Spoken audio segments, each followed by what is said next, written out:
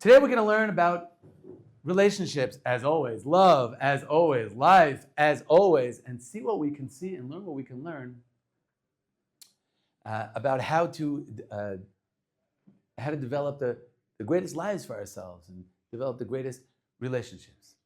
There's a very, very remarkable and very sad story. Oh, you can put it here, please. Very remarkable, and just right here. You can put that right here. You stay there. Thanks. Very remarkable and very sad and painful story in the Talmud about a man named Choni.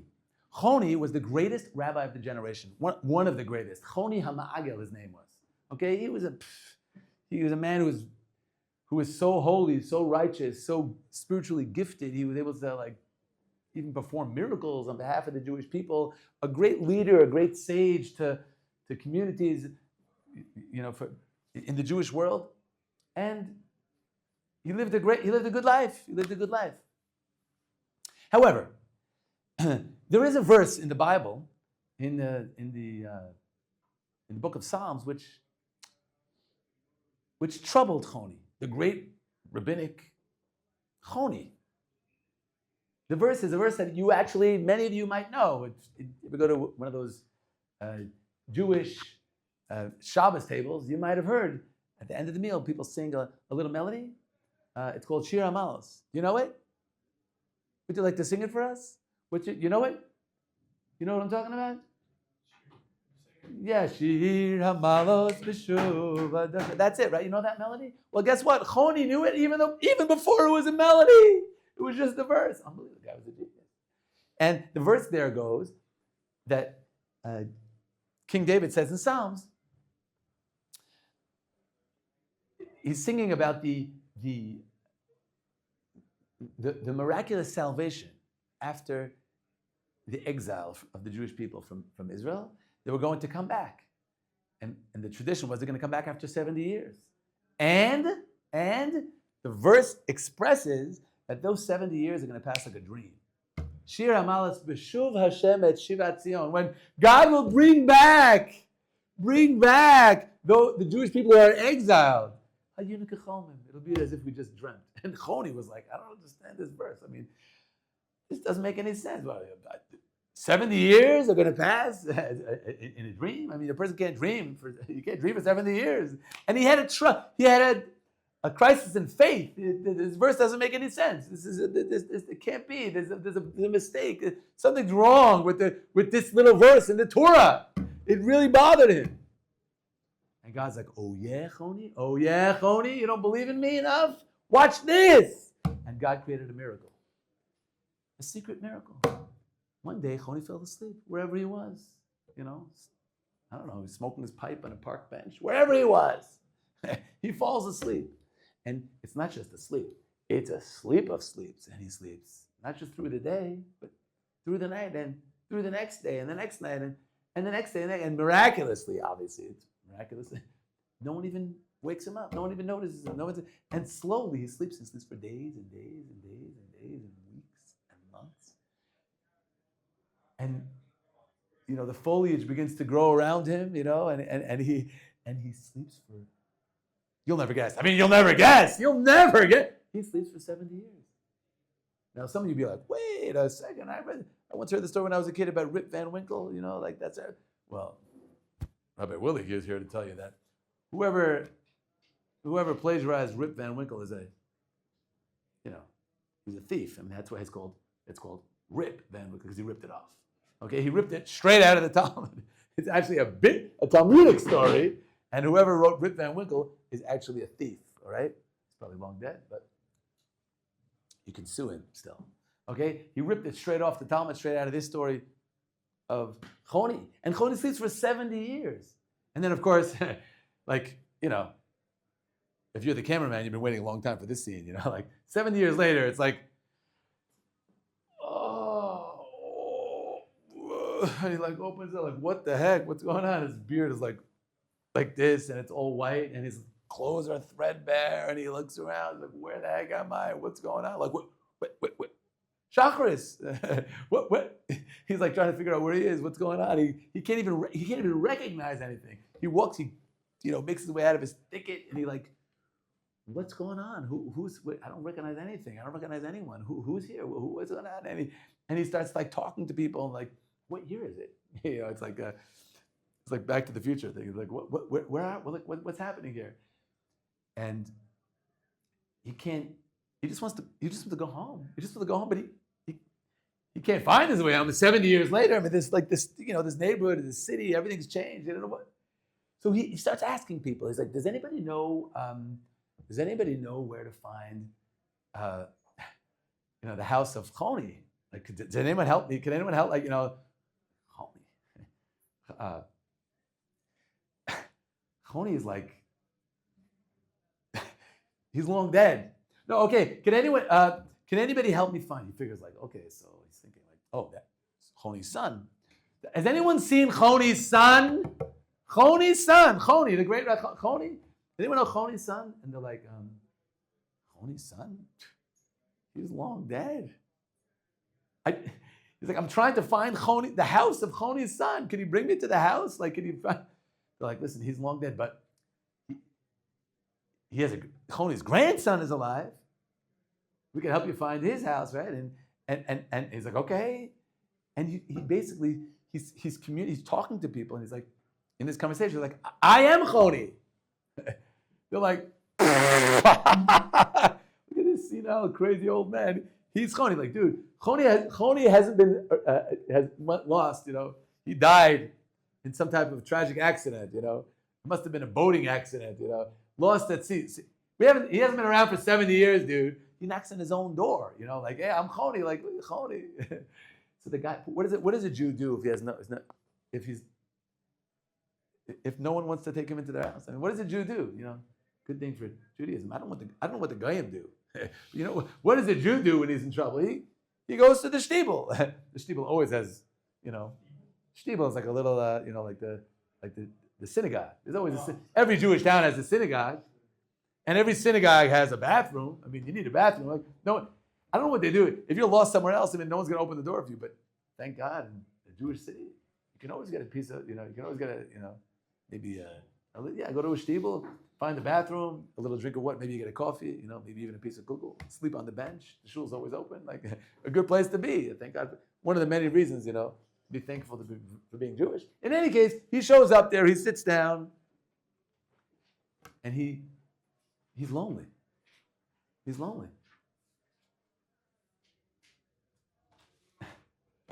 He's actually the greatest rabbi in the world. But every person he's spoken to doesn't believe him. And he's sitting in the back of the Beis Medrash, and here's two people learning. They're learning, and they're talking, have a Talmudic discussion, and guess what they begin to talk about? They begin to talk about one of the Jewish laws, one of the halachas, authored and taught by, take one guess, Choni. And an argument erupts between these two young Torah scholars. And one says, oh, Choni said like this. And the other guy says, oh, Choni didn't mean that. Rab Choni said, this. And like, no, Rab Choni meant like that. No, he meant this. No, he meant that. And they're fighting. And Choni's sitting there in the back. He's listening to them talk. And of course, he knows what he said. And he walks up to them with his long white beard and he looks like a tramp, And he's like, I have a thought. I hear you guys talking. I think I know what Choni said. What he actually said was this, and he meant this, and this is what he meant when he said that. And they both look up at him and they're like, wow, yeah, of course, that makes so much sense. And suddenly there's no argument. Like, it's clear to both of them, like, yeah, that's what he meant. Like, how'd you know that? And he's like, I am Choni. And they're like,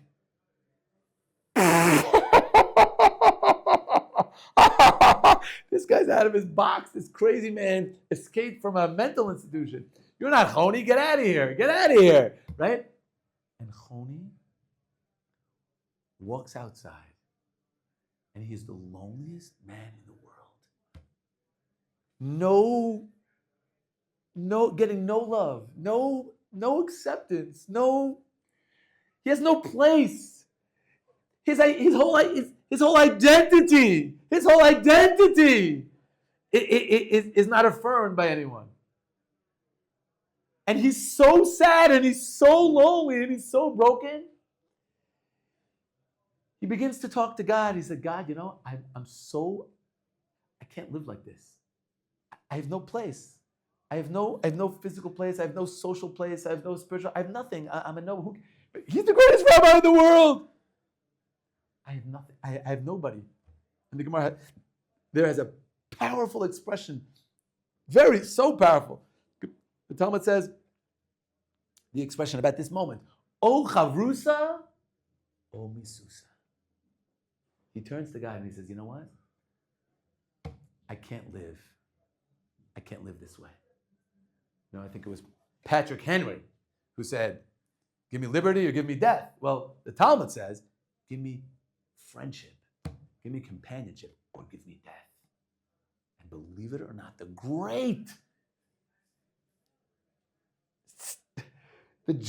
Torah giant, the sage of all sages, Rabbi Choni, says to God, I can't, just take me. I cannot live. And so, he dies.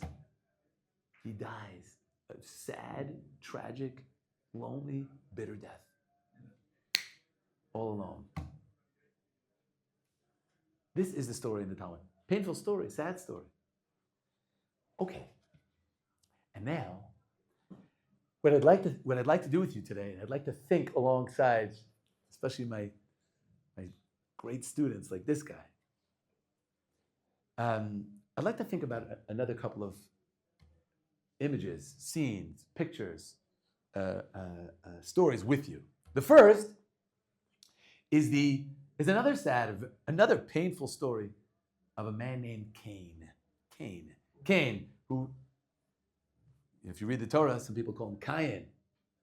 Cain, who is envious and gets so jealous of his brother, what does he do? He murders him. He murders his own brother. It's Genesis chapter 3. It's the very, very beginning, or chapter 4, very, very beginning of the Torah. Right? He murders his own brother. And then it doesn't take long till God shows up. He's like, yo, what's going on here? What'd you do? He's like, oh, well, I don't know. He's like, well, where's your brother? He's like, my brother? I don't know. What are you asking me for? My brother? I don't know. Could be anywhere. Right? Isn't really he's talking to God, right? Like, whatever. God's like, oh, I see.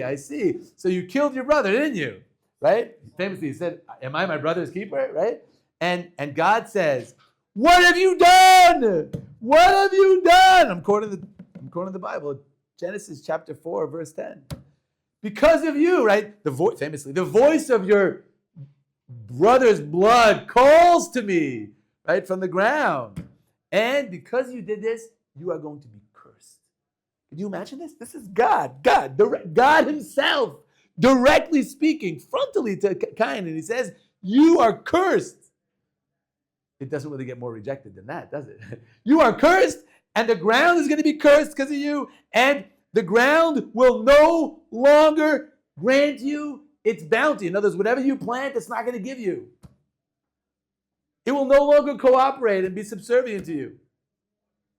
And not only that, even the ground that you walk on will not support you. Now let's stop for a second. Every morning, us Jews, we say, Baruch atah Hashem Elokeinu melech haolam, rokah haaretz al hamayim. You know what that means? It's a blessing that the ground is stable. In other words, you don't even think about this, but the fact that the ground, if I could say, it's not really a pun, it's the actual concept. It grounds you. You can stand on the ground and be comfortable, like you're reassured that the ground works for you. It's there. It's not going anywhere. There's something holding you up. Well, guess what? That was true for everyone except for Cain. And read the verses with Rashi. Wherever Cain went, the ground would go, he had like a sinkhole everywhere he went. Could you imagine? Could you just stop and think about that? Wherever he went, the ground would not hold him up because it wasn't cooperating with him, because God cursed him. And the whole world rejected him. He even says to God, but everyone's going to kill me for being, I'm known as the murderer. Everyone's going to come attack me. Everyone's going to reject me. Whoever meets me will kill me. Verse 14. I'm banished. You banished me. You're You're banishing me from the world. Right?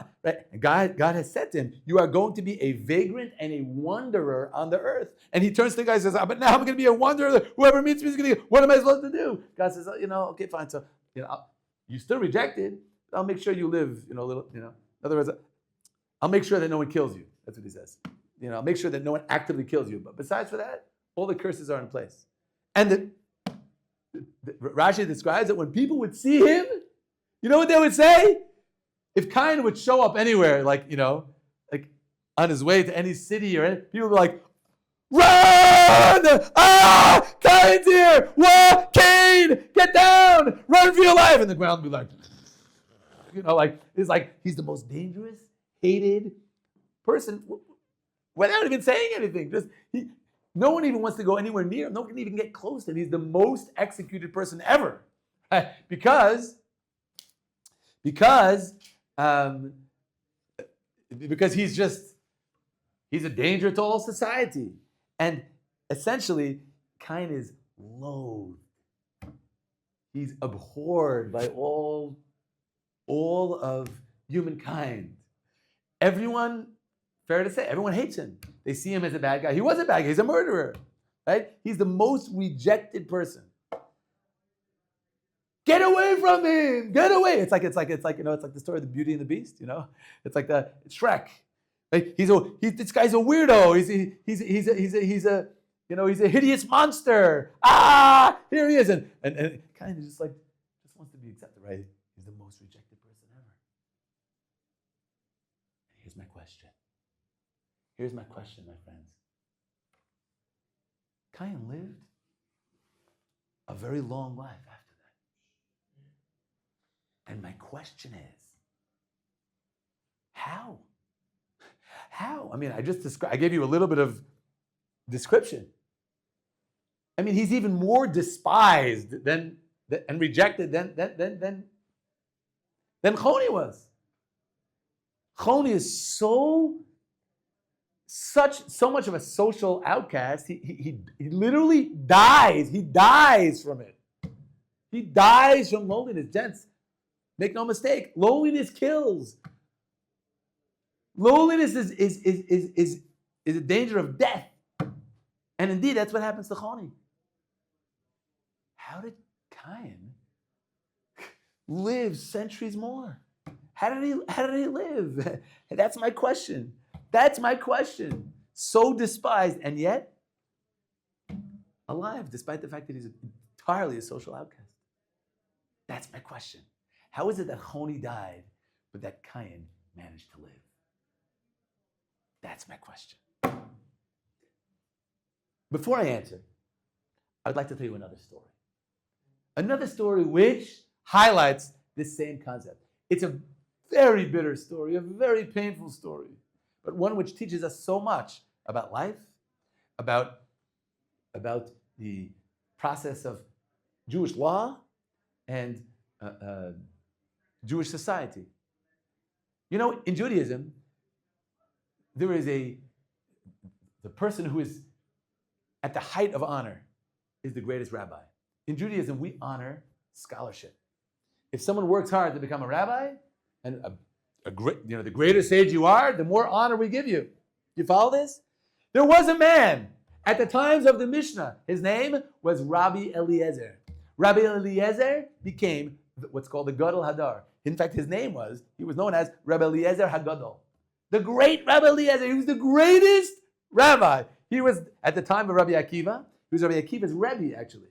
Okay? Rabbi Akiva's Rebbe. The great Rabbi Akiva, this is his Rebbe, Rabbi Eliezer HaGadol, the greatest, Rabbi Eliezer ben Hurkanus, the greatest rabbi in the world. And everything was good. Until one day, an issue arose in the Beis Medrash, in the study hall, in the Jewish courts. It was a matter that needed to be discussed and legislated and decided upon. It's not important what the topic was, right? It's not important how the debate was, but it was about some law of purity and impurity. And the Gemara tells us in Bava Metzia on page 59b that Rabbi Eliezer had an opinion. But guess what?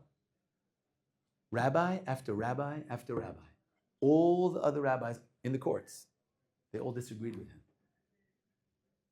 And Rabbi Eliezer would not budge. He said, no, I'm right.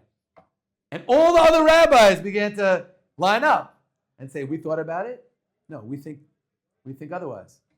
And Rabbi Eliezer was essentially on his own. There was no other rabbi who shared his opinion. Now, what is the law in Torah? Like any other, like in the Supreme Court. We don't care how smart you are. If everyone else disagrees with you, you might be the Chief Justice. Everyone else disagrees with you. You're outvoted. It's a verse in the Torah itself. The Torah says we follow the majority of those judges. And Rabbi Eliezer, for whatever reason, refused to budge. He said, no, I'm right. And things began to get tense in the Beis Medrash. Until it got so intense, Rabbi Eliezer decided to show them and put his foot down to try to prove to them that he was correct. Because he had such conviction that his opinion was right. He said, oh yeah? I'll prove to you that I'm right. And he steps into the miraculous. Right? For good reason. I mean, for his, with good intentions. He wants to get to the truth. If I'm right, he said, let that carob tree prove that I'm right. And all the rabbis, can you imagine? All of Congress is watching, all the Senate is watching, all the Supreme Court, so to speak. All the Sanhedrin is watching, all the rabbis are watching. And just right in front of everyone, the carob tree goes, it just like busts out of the ground. They're shocked. They're like, listen, we see what you're saying, but we don't decide Torah based on carob trees. He's like, oh yeah, says Rabbi Eliezer. The Gadol Hadar says, oh yeah, well, okay, fine. Well, if I'm right, watch that. You see that river? See that river flowing this way? Let that river prove that I'm right. And miraculously, at that moment, the river stopped and began to flow in the opposite direction. Rivers don't flow in the opposite direction. They flow, right? Out of nowhere, it starts going the opposite direction. They're like, their jaws drop, and they're like, Rabbi Eliezer, we see what you're saying, but there's a thing. We, the Sanhedrin, are in charge of, adjudicating the Torah. And we don't decide Torah based on rivers. He's like, oh yeah? Well, all right. Well, if I'm right, let the walls of the Beis Medrash fall down. Now you realize if they fall down, that's very dangerous because considering they're in the Beis Medrash. And guess what happened? You won't believe it. The walls begin to crumble and fall down, implode towards each other. At which point, Rabbi Yeshua in the Beis Medrash says, another great rabbi, he's like, hey, hold on, wait, stop! These guys were like, you see, they weren't like low-class rabbis. These are like mega rabbis with great spiritual powers to accompany them. Right? They were great. They earned it. And now the walls of the Beis Medrash froze. They couldn't go back up because Rabbi Eliezer said they should fall. They couldn't fall because Rabbi Yeshua said that they should stop. And therefore they were just hung in midair like this. Like the Leaning Tower. Like miraculous, just like this. And the rabbis were wowed, and then they said, Eliezer, very, very interesting, very, very amazing, nice trick, but guess what? We don't decide Torah based upon walls. So Eliezer where can you go from there, right? Hey, where can you go? What do you do next? You won't believe what Eliezer says. Oh yeah? You need me to prove that I'm right? I will. If I'm right, let God announce that I'm right. Let God prove that I'm right. And the Talmud says that a voice rang out from heaven. From heaven. God called out from heaven and he said, Rabbi Eliezer is right. Could you believe that? A bas kol. Rabbi Eliezer, God himself said, Rabbi Eliezer is right. And you know what the rabbis said? These rabbis, they raise hell. These rabbis are amazing. They're not afraid of anything. They say, sorry, God. Can you believe that? Sorry, God. That's nice, but, there are laws here. The Torah says, Lo b'shamayim. We don't rule the Torah based upon a bas kol. We follow the way the Torah is supposed to be adjudicated, and it says in the Torah that the rabbis and the Sanhedrin, right, in the courts, they will decide, and we have decided, and this rabbi disagrees with us, and if you disagree, we don't care. We will not accept it. And that became the law. But there's a problem. The problem was that Rabbi Eliezer was not cooperating. And he's the chief of the chiefs. He's the chief justice. So you know what they did? They had no choice. This is a very, very painful story. They fired him. But they didn't just fire him. They did what the law obligates you to do. They excommunicated him. In the laws of excommunication, that means this person, literally, like the word says, excommunication. It's like you're in quarantine for the rest of your life. You can't come to the synagogue. You can't come to this. You can't go anywhere. Right? You're rejected. You have to be in isolation until unless you repent and recall your decision. And Rabbi Eliezer refused to budge. And for the rest of his life, he was in excommunication. And he died in excommunication. How sad. How sad. The greatest rabbi in the world. And the Talmud tells a story, right? How the Talmud tells an unbelievable story. How it was Rabbi Gamliel who had been the leader of the, I guess you'd call it the opposition, which was everyone. I guess the majority opposition. You get it? Like all the rabbis, it was Rabbi Gamliel who was the one who decided. He was the Nasi, and he said, we're rejecting Rabbi Eliezer. And the problem was, and this is just a wild twist in the story, that Rabbi Gamliel's sister was married to Rabbi Eliezer. Do you follow that? So the Gemara tells the story how Rabbi Eliezer was locked up in his house, right, and his wife would make sure that he wouldn't pray. It's not for now, but his wife would make sure that he wouldn't pray too much because she was worried that if he prays too much, he's so sad and so lonely and so rejected and so isolated and so excommunicated, right? Excommunicated. He's so sad. If he prays too much, her brother, who's Rabbi Gamliel, who is the chief of all the other rabbis, is going to die. You follow? You follow that? In any case. But let's get to my question, which you can already see coming, right? But how is it that Rabbi Eliezer continued to live? He was utterly rejected, utterly tossed out, right? Thrown away. He was the most humiliated, the greatest rabbi to the most vilified rabbi. Do you see the problem? Right? This is what and Chazal have in their own way of speaking. Have an expression, may igra rama labira amikta. It means someone who went from the tippy top of a high roof to the deepest bottom of a deep pit. In other words, he fell from the greatest heights of social standing, of honor, to being loathed and rejected and abhorred by everyone. I humbly ask, how did he live? How does he find the strength and wherewithal to continue living?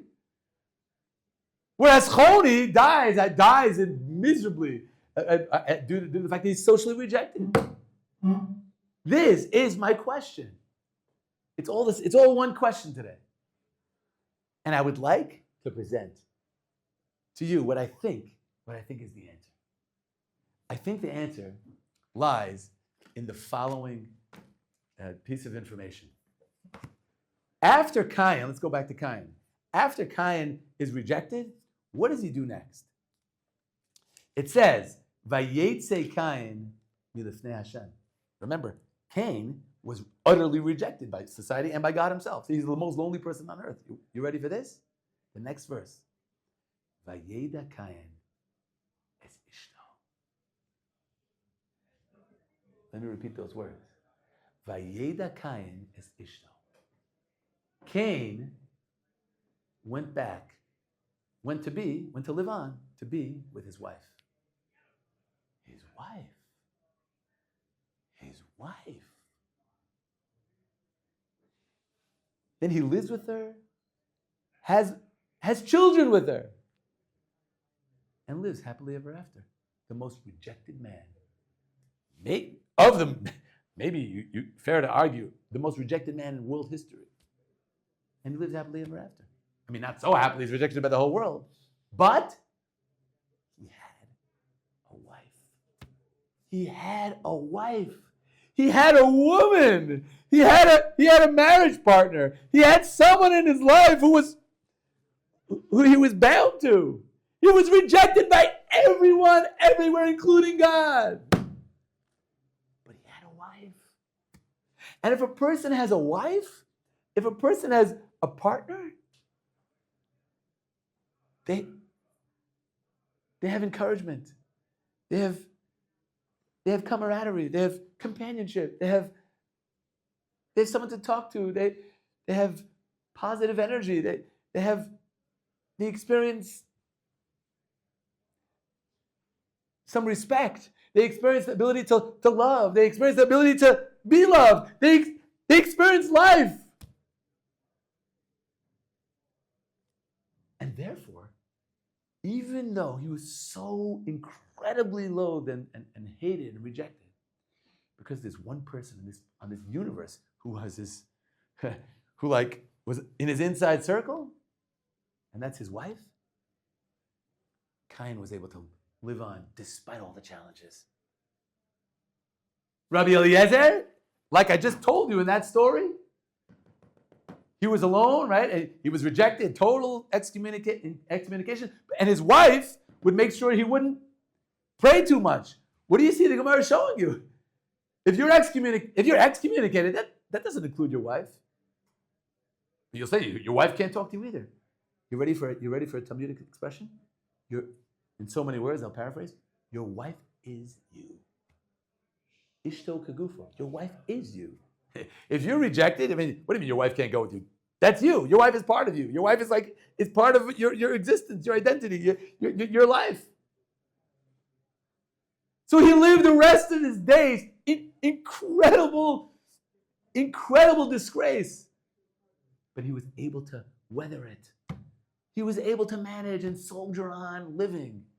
He had his wife with him. He had someone who loved him, someone who accepted him, someone who respected him, even though she knew he was wrong.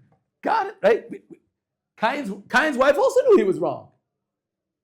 But we see a tremendous lesson about life, about marriage. What does it mean to be married? What does it mean, the Jewish concept of marriage? It means that I am committed to you forever. And even if you make mistakes, you know what? Let's edit that. Because what do you mean, even if? Who doesn't make mistakes? Even when you make mistakes, I will stand by your side. I will accept you. I will be with you. I will respect you. And I'm not perfect either. And you accept me. And you respect me. Right? And you're prepared to forgive me no matter what.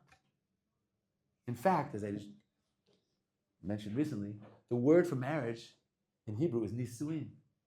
Nisuin means marriage. It also means, from the word noseh avon, it means to forgive. That's what the word for marriage, the word for forgiveness in marriage is the same, the word for forgiveness in Hebrew is the same word as the word for marriage. You know why? Because you know what it means to be married? It means to forgive. Someone who can be married, you know what they're saying? They're making a commitment. I am prepared to forgive you. I am prepared to commit myself to you forever, even if you make mistakes, even when you make mistakes, and you'll do the same thing for me. It's an unbelievable lesson and message that a marriage is forever. A marriage is forever, and it's a commitment, as the Bible itself expresses in the description of marriage. It calls your wife Eshes Brisecha. It's an amazing language. Eshes brisecha, the wife of your covenant. In other words, you make a treaty, you make a deal, right? It's a contract. It's a marriage contract. I'm committing to be with you. And you know what? You're gonna make mistakes. I understand that. I accept it, and I'm gonna be with you. I'm still gonna be with you. And look at the distinction between these two stories, right? Sets of stories. Cain and Rabbi Eliezer were able to live because they had a wife. But Choni wakes up and he's all alone. He does not have a single soul in the world who he could confide with, who he could talk to, who accepts him just for being him. Nothing special, just accept that this is who I am. My name is Choni. No one wants to believe him. This is who I am. Can you just notice me? Everyone just laughs at him. He's so lonely. He lives on a plane of loneliness that is humanly unbearable.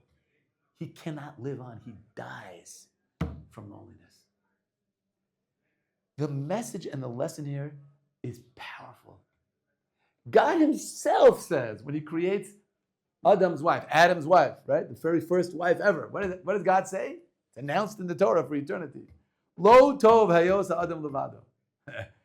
Lo tov hayos Adam levado. It is bad. It's bad for a person to be alone. A person cannot live alone without any companionship. Adam was all alone in the world. There was no one else in the world. Not a single human being besides him. He can't live this way. He cannot live. You'll ask me, but he's in Gan Eden. He's in paradise. Adam's in paradise. Well, guess what? And if you're writing, write this down. You ready for this? Even paradise turns into hell if you have no one to talk to. One of the most important mitzvahs in the Torah is to get married. Marriage today is losing respect in the United States. Hey, who needs marriage? Who needs to get married? What a mistake. A Torah true, a real good marriage partner is the best investment anybody can ever make forever and ever. That's what it means for you, and that's what it means for the person who you marry. And let me close with one more story, which shows, which highlights this concept of being dedicated to your spouse. And that is a story which is yet again another very painful story in the book of Samuel. The book of Samuel tells a story about a man named Saul. We call him King Shaul. King Shaul was the Bechir Hashem. He was chosen by God to be the king of Israel. I mean, he was as the book of Shmuel clearly expresses, he was the greatest, holiest, most righteous man, and God himself chose him, the greatest of the people of Israel, to be the king, the very first king of Israel. Wow! So, Givat Shaul. That's actually the end of the reading. It's the end of we actually read it. It has a different sound. Shaul Allah Beso, Givat Shaul. It's actually at the end of the story. He goes home. The Torah tells us he goes home. Why is that important? He goes back to his house. Why is that important? I'll tell you why it's important. I think. I can't prove this, but I think. The other ones I can prove. But you know what that means? To his house? The Talmud tells you what it means to his. When it says a person goes to his house, it means to his wife. His wife who was waiting for him at home. And that's how Shaul continued to live. Utterly rejected because he had a wife who loved him. I want to bless you. I want to bless you and all of Israel. And everyone, everywhere. That we should find that wife, that woman who just loves us for who we are. And I want to bless you and your wives that you should have that marriage where your wife has found that man who just loves her forever and ever, regardless of any of her mistakes, just for who she is. And support each other and nurture each other forever. Thanks for listening.